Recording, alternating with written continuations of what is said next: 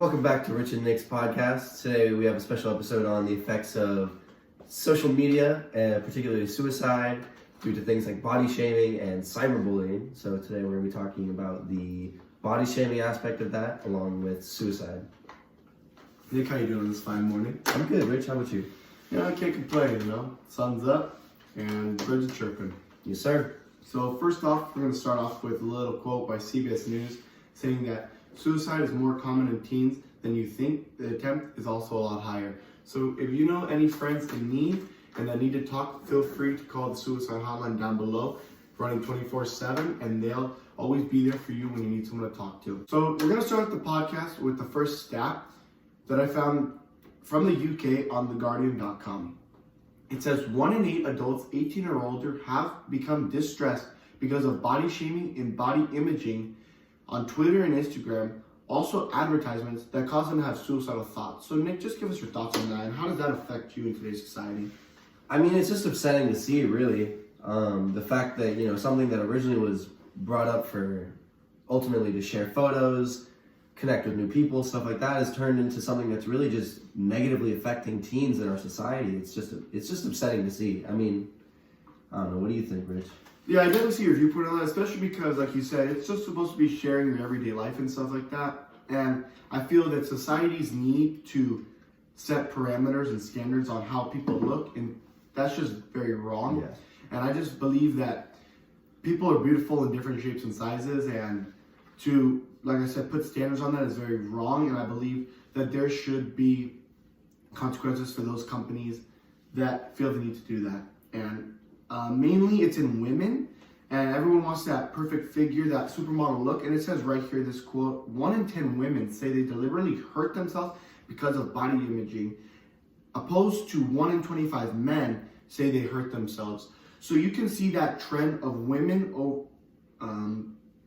the trend of women that want to hurt themselves instead of men, although 1 in 4 men have become depressed. So what are your thoughts on that, Nick? That the men's side, that more of them are depressed rather than hurt themselves?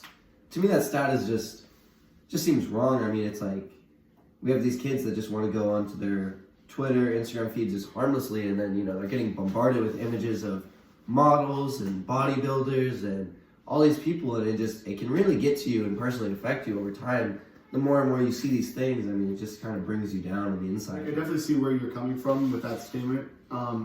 Maybe give us a little example where you've seen that throughout maybe your high school career, where maybe even just walking through the halls, you see some body shaming, and how you interfere with that interaction to maybe resolve that problem, or even on social media where you see girls or even guys commenting on each other's posts with mean or rude comments, and how you try to get rid of that confrontation.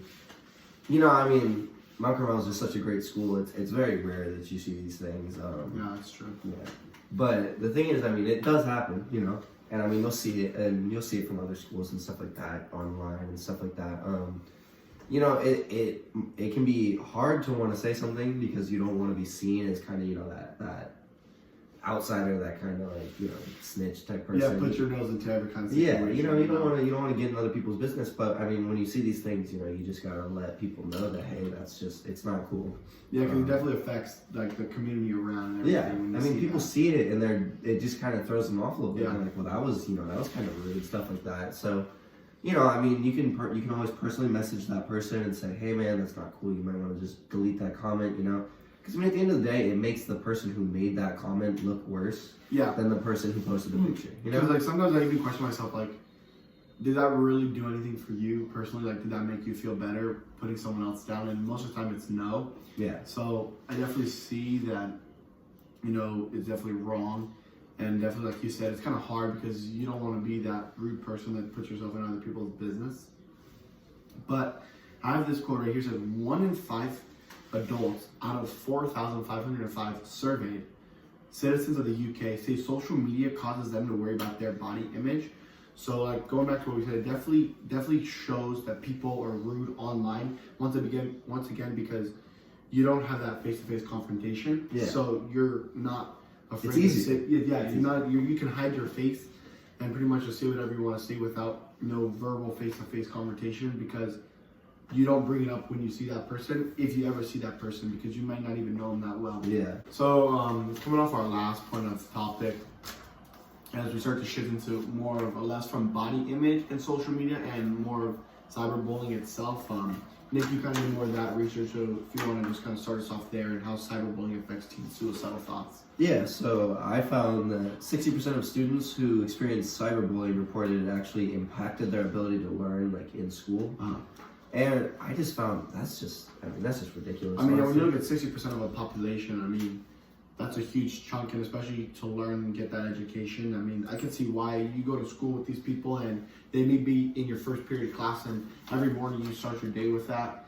And it's kind of deteriorating, I think, on a young brain. Yeah, definitely. I mean, you wake up, you could be in a great mood just to know you have to walk into that classroom and sit there from anywhere from an hour to an hour and a half, just thinking about thoughts that they maybe said to you or you said to them that just affect how you learn, because you're constantly thinking about, like you said, stuff that's happened after school hours on social media. Yeah, online, and it's just kind of crazy. It's like it just starts this whole other world, this online presence that you carry and that others carry, and how it affects your day-to-day life is just, it's just weird to see. I mean, it definitely wasn't like this when we were younger, going through middle school, stuff like that. It wasn't really as big, and now it's like, now that we're moving on in the, our final year of high school, it's like, I also think it's a lot harder because, it's like not a lot of adults know about this, like you said, other world. It's more of like a kid thing, especially for our era. We don't know a life without electronics, and I think for us, it's like, it's just second nature to us. So it's kind of hard to bring in an outside person because you're afraid like you're gonna be a snitch or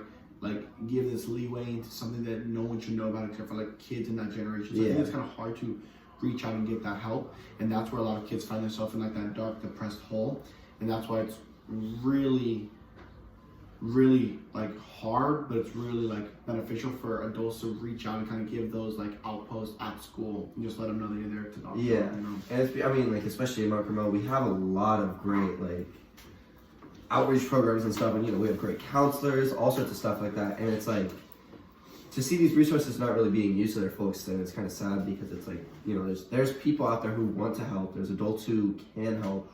We just kind of have to help them get to this. As I was saying before I was so rudely interrupted here, so just make sure that you use the resources provided to you with school counselors and other outreach programs that we have going on and stuff like that, and make sure that people want to hear your story and hear your voice if things are going on online. So make sure that you get it out there. So let's just move on to another quick fact here before we wrap this up. Students who experience bullying or cyberbullying are nearly 2 times more likely to attempt suicide. I mean, that's just like, just reading that really is like, wow. I mean, what do you think, Rich? That's just... So when I hear that, I just 2 times more likely is, I think that's crazy, because suicide is really prevalent in like early development of like our age and like like young adults, and I think to increase that by 2 times it's sad to realize that like that's what society has come to, especially because many studies say that there's been a spike recently, and it's all revolving around this one thing, technology. And it's just that quick, easy, mean comment that doesn't require you to verbally say anything, that I think just spikes up someone wanting to take their own life that's just so precious. And I mean, I don't know how you feel about it, but for me, it's just sad. There's a lot of different emotions. It's like anger. Yeah, exactly. It's just upsetting to kind of summarize it all. That just so easily, one man's innovation can practically have the ability to wipe out a whole generation. Yeah. So I just think it's astonishing, to say the least. Yeah. Well, I think that'll conclude our first podcast here today. Thank you guys so much for tuning in, and we'll see you in the next one. Nick, good job, buddy.